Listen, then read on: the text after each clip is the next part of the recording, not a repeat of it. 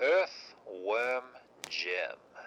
A 16-bit side-scrolling run-and-gun platformer released in 1994 on the Super Nintendo and Sega Mega Drive, or Genesis if you live in North America. Developed by Playmates Toys, they wanted their own franchise after achieving success with some Teenage Mutant Ninja Turtles games and was inspired by the popularity of Sonic the Hedgehog back then. Doug TenNapel, the game's designer, presented a sketch of the title character to David Perry of Shiny Entertainment, who was impressed by it that he bought the rights and started development. The game's insane look was because the company, who had until then only did licensed games like 7-Up's Cool Spot, had to keep to the limitations of other companies' products. Earthworm Jim was made to satirize other action platformers of the day, and I imagine it was very successful as they released a sequel to it the same year the cartoon premiered on Kids WB. What up, snitches? I'm the Animaniac, and this is Earthworm Jim, the animated series. Spoiler alert, this show is groovy! Before I get into this, if you guys ever want to be the first to know when a new video will be up, ring that bell after you subscribe. My next goal is 250 subscribers, and only you can help me get there. It had a short 2-season run of 23 episodes from 1995 to 1996 on the kids' programming block. We followed the adventures of the eponymous character stopping the various villains' plans to either conquer or destroy the universe. Ever since a supersuit built by one of the villains for another that honestly wouldn't fit them landed on Earth, transforming him into a big talking worm who can operate it. He's later joined by his dog sidekick Peter and his love interest, Princess What's-Her-Name. More on all of them later. Earthworm Jim existed in a time where every show was episodic, so I don't think I'd be revealing much if I talk about the formula this show has. Each episode opens with Jim and Peter being put in a precarious position by one of his villains, but he's somehow able to get one over on them. These are an exciting way to open up the episode. The ways these segments were tied into the rest of the episode in the first season were mostly weak, as most often they'll tie it back with a throwaway moment. I'm gonna be gassy for a month. Excuse me. Oh great, now I'm gonna be gassy for a month. Sometimes it'll have a far more direct link to the rest of the episode, like it would introduce us to the problem in this segment. They go with the latter option for every episode in Season 2.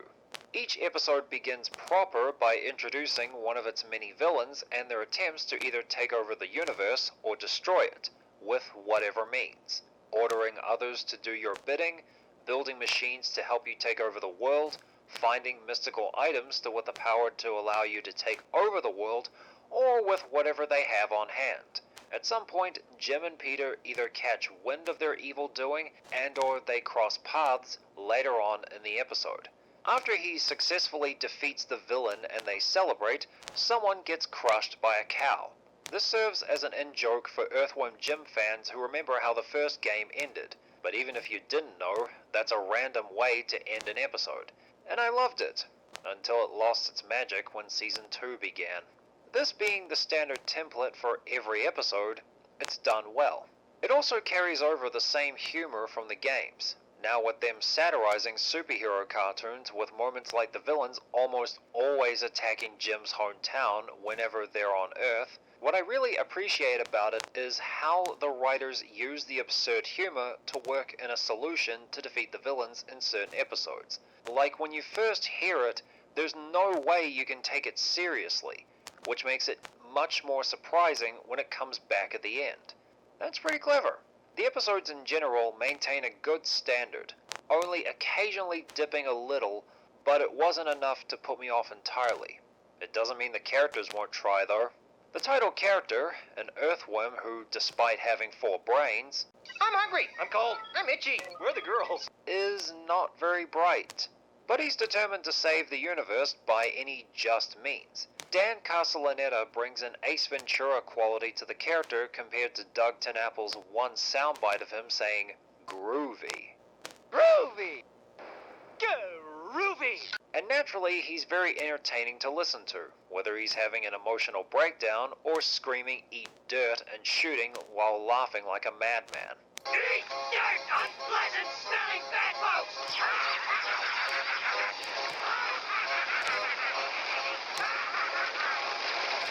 What you are doing right now, Jim, is a thing of beauty.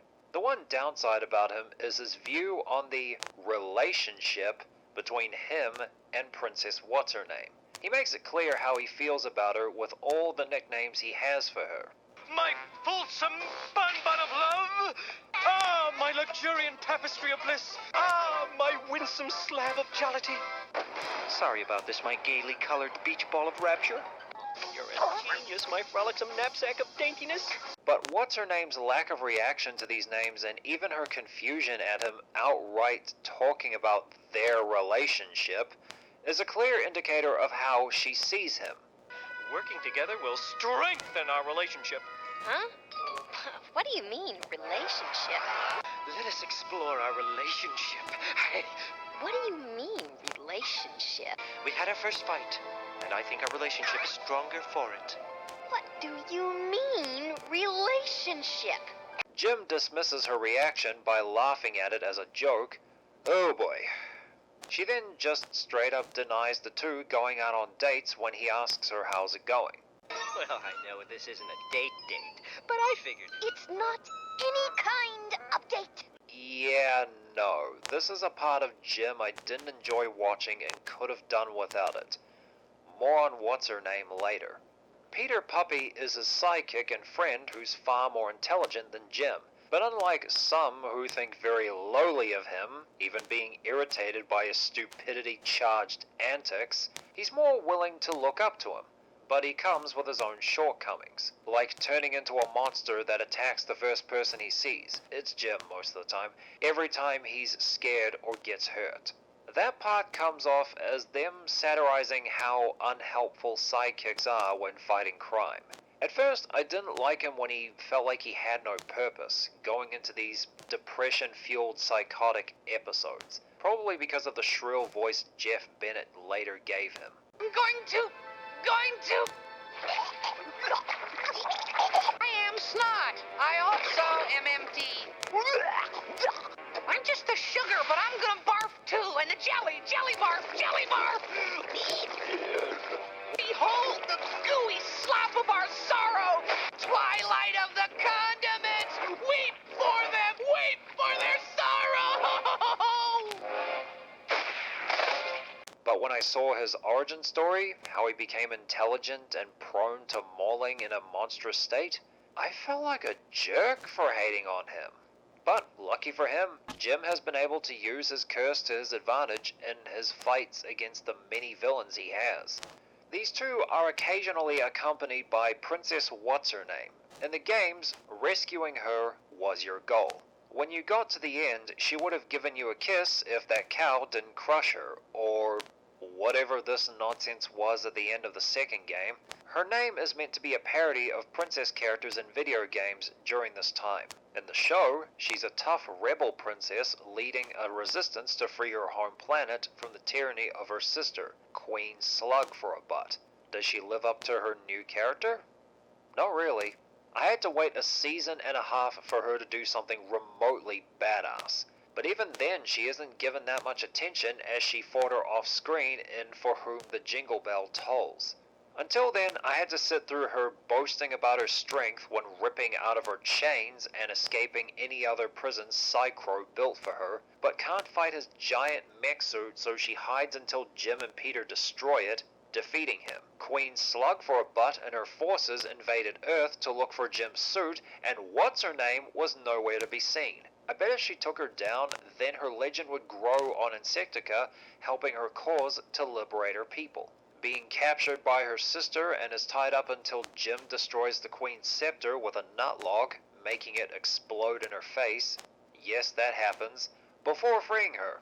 Being unable to use her sister's scepter against her, despite her using it in the episode Queen What's-Her-Name, saying that it can only be used by Queen Slug, despite it being used by Jim and What's-Her-Name on other occasions. Being wooed by evil Jim reading romantic poetry after not joining Jim and Peter to save the universe from a cosmic worm-eating fish. and in perhaps what is both her most shameful and hilarious moment on the show, she begs her sister to be Insectica's ruler again.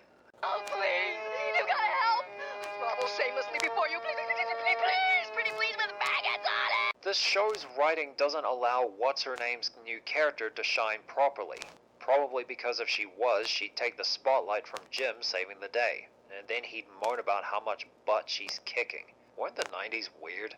I'd say if she had her own spin-off, it could help come into her own, but the show only lasted 2 seasons. And when the second season progressed, they must have known the writing was on the wall as they made jokes about network executives and focus groups. And in the show's very last episode, which was a parody of The Wizard of Oz, the narrator sounded like he just didn't care about what he was working on. We rejoin our heroes exactly where they were just a minute ago. Thank you so much for paying attention. Going back to the first season, after the first ad break in each episode, we take a break from the main plot to either a villain who isn't in the episode this week, or something else involving Jim like these fake trailers with a clip of an earthworm meant to be Jim before he got the suit. I like these segments just fine. Stepping back from how they've told the stories and how our heroes are written, the design work for the show is great. The environments outside of Earth are imaginative and suit the villains well. The character designs have remained faithful to their 16-bit video game counterparts, but how they're animated in general doesn't do the voice acting any favors, especially when you have ones who are prone to go over the top like Castellaneta as Jim. Hear me laugh, oh fake! And Charlie Adler as Professor Monkey for a head. Earthworm Jim! You haven't seen the last of me! Oh, sorry.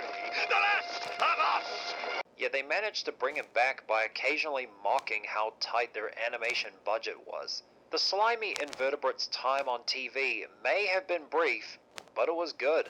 The show remained faithful to the imaginative and humorous style of the video games, its storytelling was tight, and its characters were entertaining. The next game in the franchise was the infamous Earthworm Jim 3D. It wasn't handled by the original developers, Shiny Entertainment, because they didn't want to make any more sequels to their games. So Interplay, who owned them at the time, handed off development to Viz Entertainment. This game had a difficult and long development and was going to be released for the PlayStation, but decided to put it on the N64 in 1997, meaning they had to scrape quite a bit of content. And the game that was released in 1999 was still unfinished, among the other problems it had, like its animation and frame rate. Well, that's what you get when you go to a console that still used cartridges in an era where every other console were embracing CDs for their extra storage space. Just saying, you guys could have benefited from having this game on that format for all the stages they wanted to have in there. Not only was the game a critical and financial flop, TenNapel and Perry hated what Viz was doing to their dirt-eating, ray-gun-firing worm in a supersuit. Jim's last appearance in video games to this day was Earthworm Jim, Menace to the Galaxy on the Game Boy Color, released in the same year as 3D. It exploded in the microwave of negative critical reception for its boring and tedious gameplay. And ever since then, Jim never resurfaced in video games. He tried to come back twice, once for the PSP meant for a 2007 release. It was cancelled just as it was reported to be 80% finished. Then there was the latest rumored to be the 4th installment of the franchise to be released for a console that no one has even heard of, called the Intellivision Amico. While some were chasing that dream, Doug TenNapel eventually got the rights to the character so he can make more comic books starring him. His latest comics are self-published through crowdfunding sites like Kickstarter and Indiegogo. The campaigns for these books have garnered attention just for Doug taking a stance against gay marriage and was accused of misgendering a trans person who criticized the first Earthworm Jim video games. But he seems to be soldiering on in his endeavors regardless of these faux pas, churning out comic books and streaming on his YouTube channel. If you guys enjoyed the video, leave a like, comment your own thoughts on the show and on Doug TenNapel below, and if you guys want to stay updated on future videos and see some cool artwork, be sure to follow me on Twitter, Facebook, Tumblr, and DeviantArt. The links are in the description, and if you want to be the first to know when a new video will be up, ring that bell after you subscribe. Thanks for watching, and I'll see you guys next time.